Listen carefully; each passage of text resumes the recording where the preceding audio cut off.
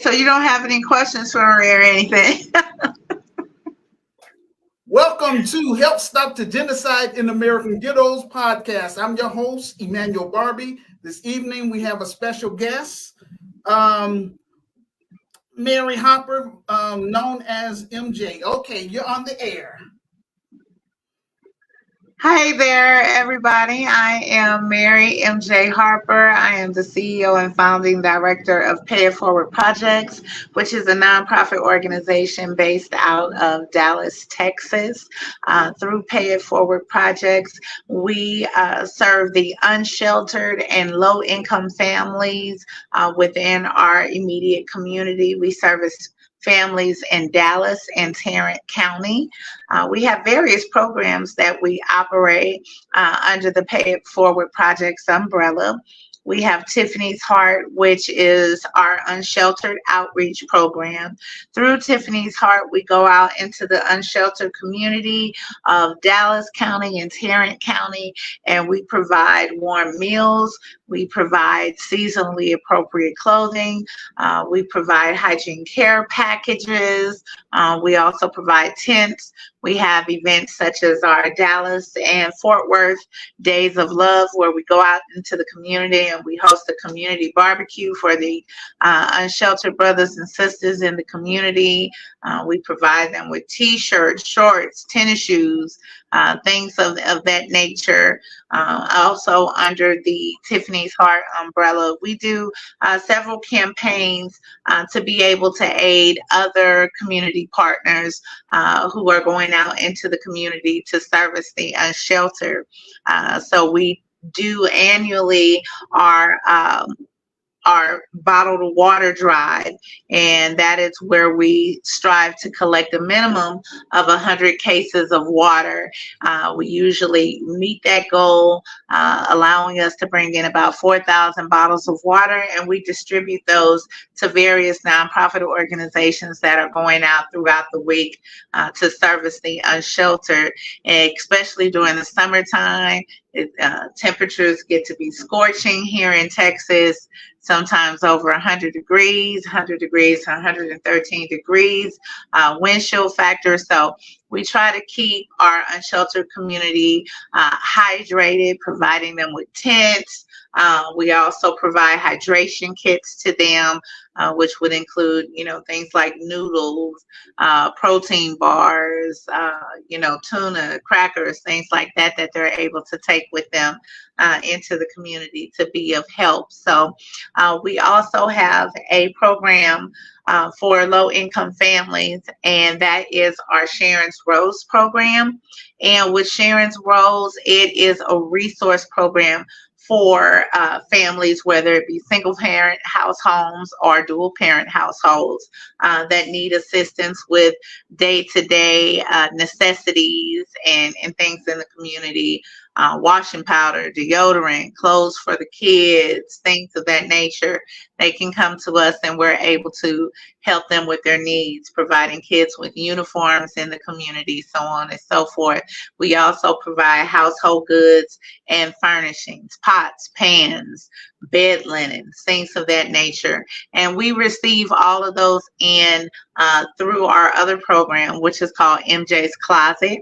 And that is our in-kind donation program. So if you are in the Dallas-Fort Worth area, if you would like to make a donation, or even if you're in the Chicago area, wherever you are, if you would like to contribute monetarily as well, you're able to do that.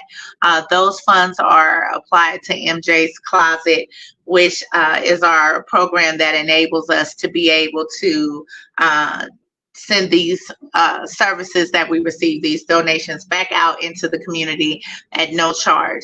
So it's slightly different from Goodwill or Salvation Army. When you donate to their thrift stores, they take those things. Sometimes they clean them up, sometimes they don't, but they take them and then they resell them in their stores. And that's how they make money to be able to do the things that they do in the community. However, the way that we differ is we recycle those things immediately back in the community as we receive them. We don't sell them or anything like that. We turn around and we give them right back to families who have a need, and at no charge. And we do all that through MJ's Closet. We also have our mentorship, our youth mentorship program, which is the Young Survivors Camp. And this year we've kind of switched it up, changed the name of that, and we'll be having the Young Survivors Summit coming up in November. And during the Young Survivors Summit, we talk about various topics as it relates to young people. We talk to them about having a good relationship with law enforcement in the community. We bring in various officers to talk to them about doing the right thing, how to handle interactions with the police so that you can arrive alive to wherever your destination is. We talk to young people about resume building and how to interview and sell yourself to be able to acquire that job that you're seeking. We talk to them about internet and social media, about bullying. We talk to them about social media presence, the effects that it can have on you. We talk to them about just being domestic, knowing how to grocery shop, knowing how to set a budget for yourself. So we cover a plethora of information during our Young Survivors Camp just to help young people to become productive citizens and prepare them for adulthood. Most recently, we just introduced our newest project, which is the Inspire Project. And we had our conference on last week. And with the Inspire Project, it is designed to address the mental, emotional, spiritual, physical, and financial health and well-being of Black American women. And so we came together, we did that by offering several courses and classes in person over 3 days. It was a 3-day conference, and we brought women together and we talked about all types of issues. On Thursday, our topics were the Good Grief and Healthy Living series. We talked to women about being able to process your grief, not to get stuck in your grief. We talked to them about the importance of having a therapist and how beneficial it would be for you, and removing those taboos of seeking mental and emotional support. We also had the Healthy Living series where we tackled the latest weight loss trends versus living a healthy lifestyle. And we also had an organization come in called Abounding Prosperity. It's an organization based here in Dallas, Texas as well. And through Abounding Prosperity, they go throughout the community, educating the community on STDs. The statistics, the disparities among African Americans as it relates to our counterparts. Yes, sir. Yes, I do want to ask you a question. I'm sorry, because I'm curious. I don't want to ask too many questions, but I do want my audience to also, be informed about your nonprofit. So Yes. how come you only geared toward Black women and not Black men? Well, as we come along, this is just, I believe that everything that we do is intentional. And for me, being a Black woman, I strive, number one, to have an ear to receive what God gives me to do. So beyond saying that this is the direction that God has given me and led me in right now at this particular time frame, was to focus on women. One good thing that we did with this conference, we did have a couple of co-ed sessions where we allowed the gentlemen to come in and be a part of our dialogue and our conversation. We had a session on Saturday called Mirror, Mirror on the Wall. Do I emulate what I'm looking for in a mate?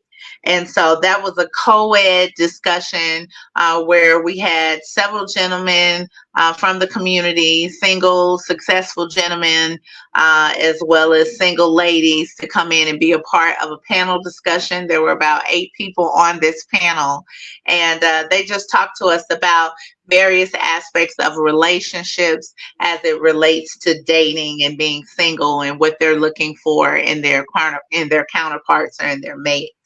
So we did, kind of have a few little subjects where we were able to bring the men in. We also had the Refresh worship experience on Friday and Saturday evening, and that was a co-ed worship experience where the gentlemen were able to come and be a part of that worship service and receive as well. So as we move forward and we grow with what we're doing with the Inspire Project, there's definitely going to be some opportunities and avenues to bring the brothers in on what we're doing. Okay. Can you just please go back for a little bit and tell me what inspired you to create this nonprofit in the first place? So I like to tell people the story of how we got started. And we are a nonprofit organization that started on accident. And the reason why I say we started on accident is I'm originally from St. Louis, Missouri. I've been in Texas now for 13 years. About 7 years ago, I was regularly hosting a Thanksgiving or a Christmas dinner for other Missouri transients that had relocated to Dallas that didn't get to go home for the holidays. And so this one particular Christmas holiday, we fixed so much food. Everybody was getting ready to go. Everybody had their to-go plates packed up. And I had a girlfriend to say, okay, who is this turkey for in the oven?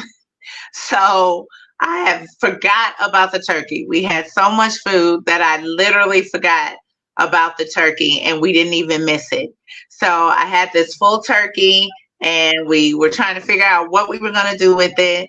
And one of my friends said, why don't we cut it up and go get a bunch of loaves of bread and get some other snacks and things to go with it? And why don't we make some brown bag lunches to take to the unsheltered community?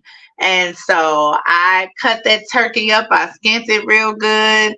The next day I had friends come back. Some bought Hostess cakes, potato chips, bottled water, soda, things like that. And we put together 75 brown bag lunches out of that one turkey. And so we hopped in our cars. We went down to a heavily populated, unsheltered community, and we just began to pass out these meals.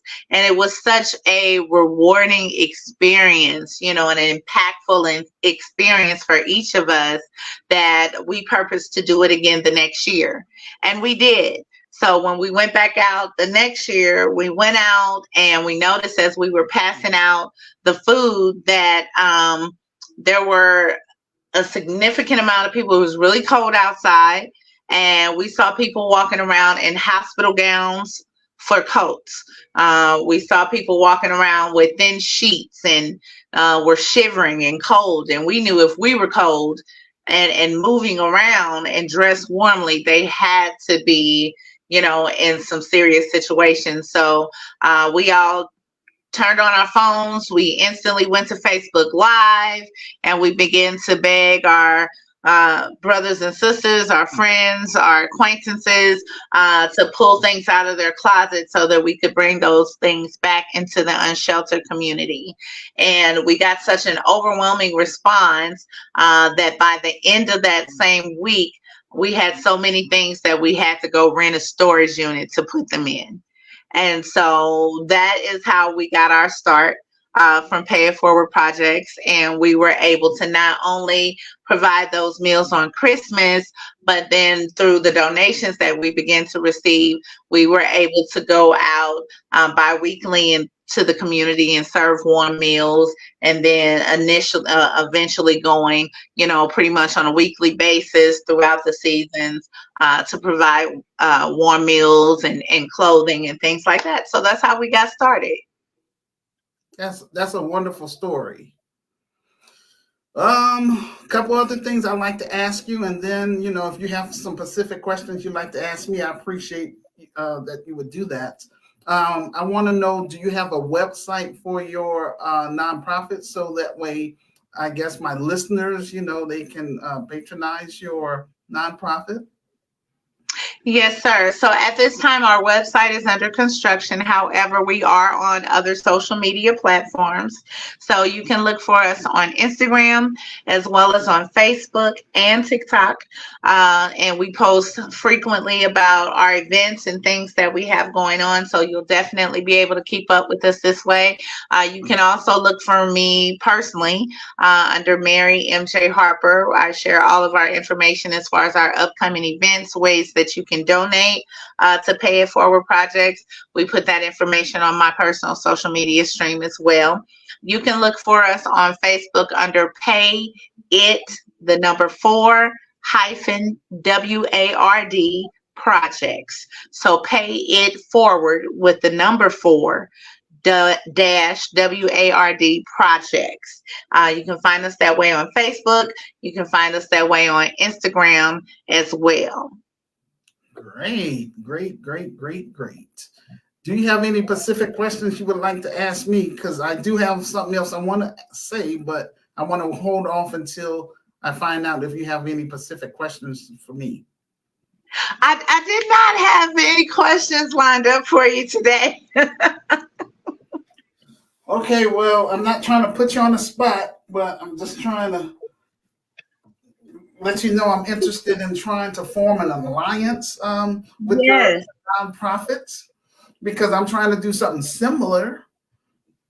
The name of my nonprofit or faith-based community advocacy organization is called the Grassroots Community Activist Institute of Chicago. Now, Okay. right now, we're trying to do a film project. So, that would be nice if you would share this video podcast with, I would say, people that's on your friends list and, part of your social media networks. That would be nice. Yes. Also, I'm going to have the links to have my revised book right here. This is called The Solution for Black America: Reclaiming, Rebuilding, and Restoring the Urban Ghettos in America, second edition. And Yes. I appreciate if you would consider reading my story. Absolutely. I'd like for you to come back on this platform so we can talk about it. But basically, this is the foundation of my business. And Okay. I'm going to have the link in the comment section below this video podcast for people to, find it. It's on Amazon. I have this book available in two forms. I have Okay. it available as an ebook for $9.99, as well as a paperback for $15 plus shipping and handling.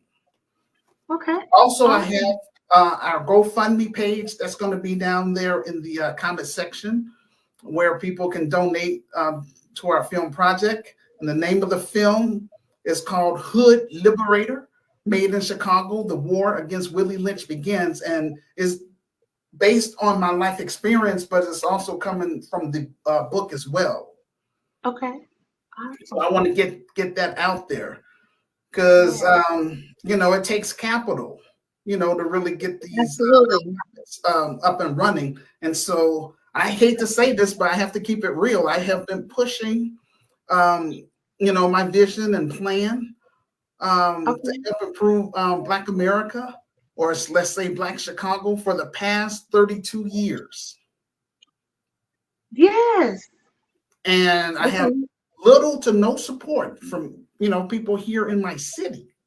But I Yeah. refuse, I refuse to be ignored. So that's how come I want to do this film project. So that way, that's going to Okay. put me in a better position financially, so I can hire qualified Black middle class professionals that's going to be on my team. Yeah. Also, I Mm-hmm. want to have African immigrants to be part of this business as well, because in my business, our goal is first to heal from colonization, as well as Okay, yeah. The Willie Lynch mentality. So that's the Yes. main thing that's holding us back as a racial group. Um, Yes.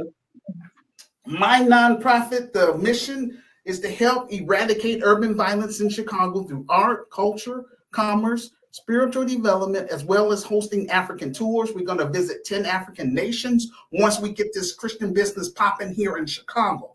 I want to make sure that we have, our necessary resources together here first to make Chicago a model, so that way, hopefully, it can expand to other cities throughout the United States, including Dallas.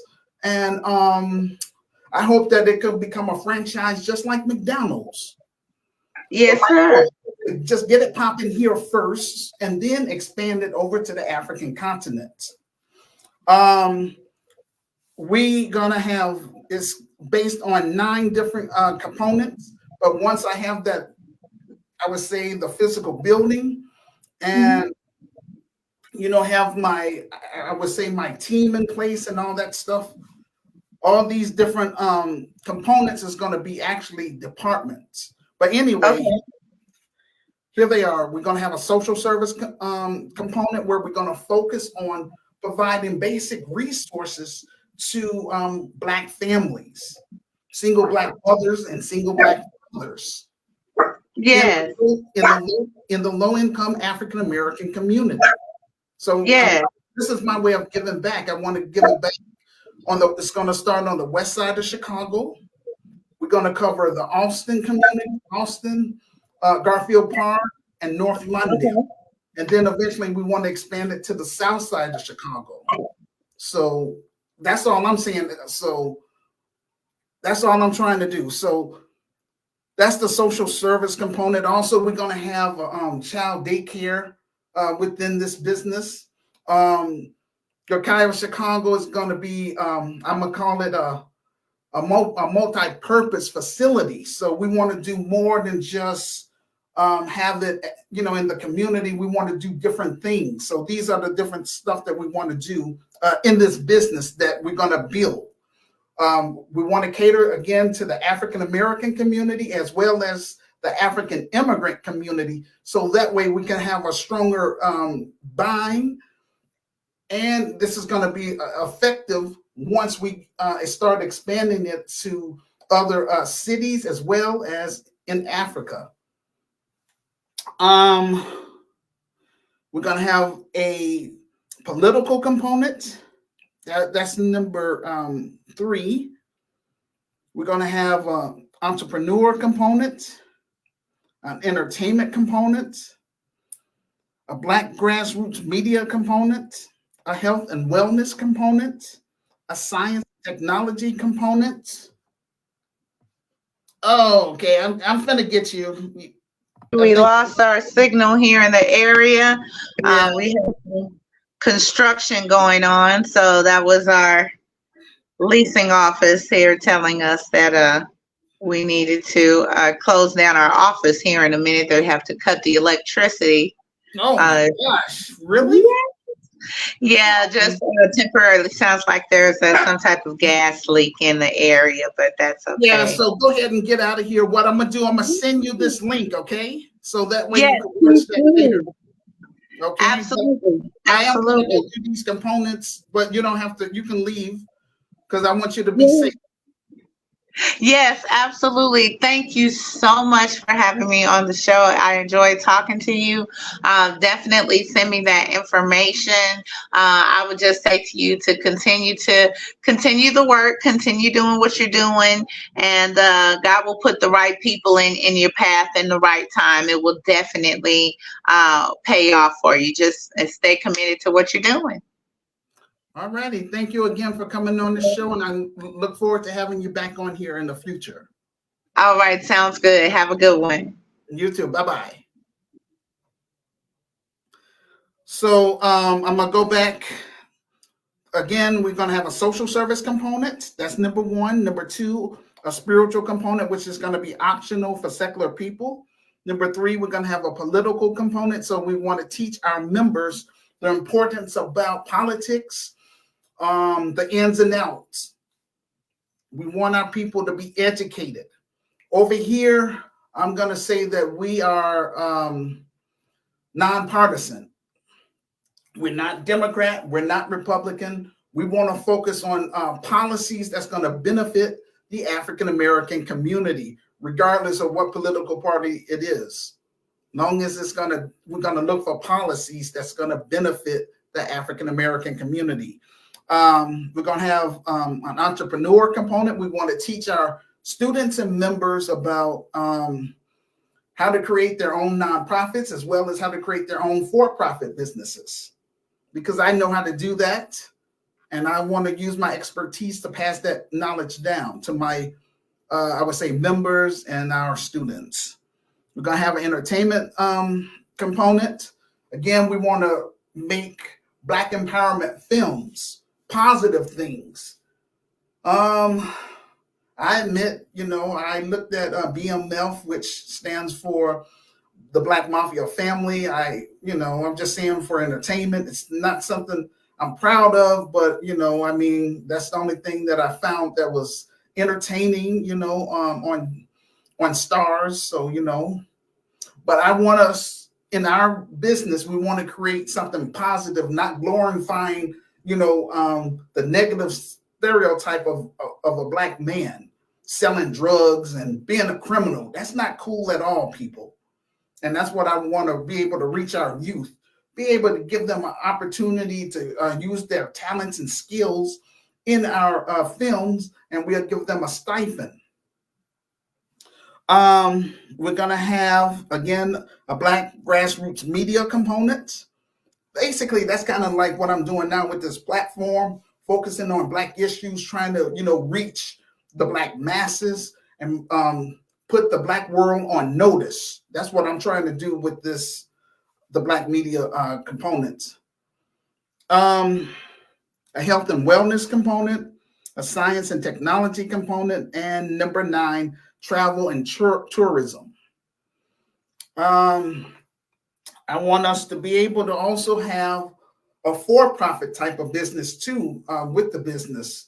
It's going to be separate, but it's still going to be part of, this organization. So we want to own and control our own, I would say, community grocery store, our own community healthcare clinic, and our own community housing. And that's going to be the for-profit type of business.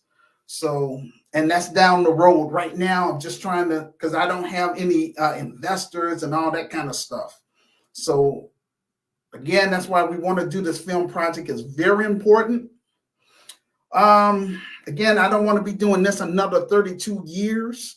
Now God has blessed me to get on StreamYard, where I can interact with my listeners.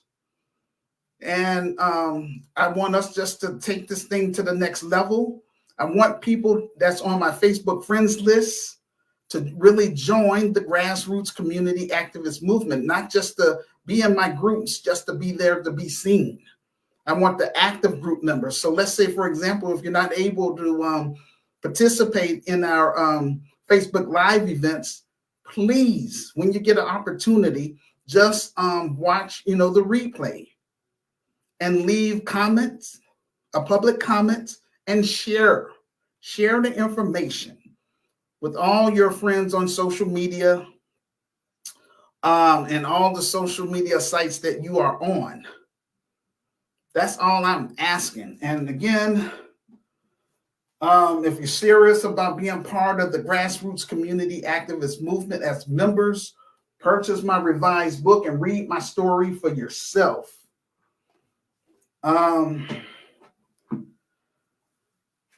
To me, again, we want to compete. We want to compete, I would say, against Pan-Africanism, because I like the Pan-Africanism. I was exposed to it, but the problem was Marcus Garvey, he left out God. They took God out of it. And so that's why it's just a bunch of ideas.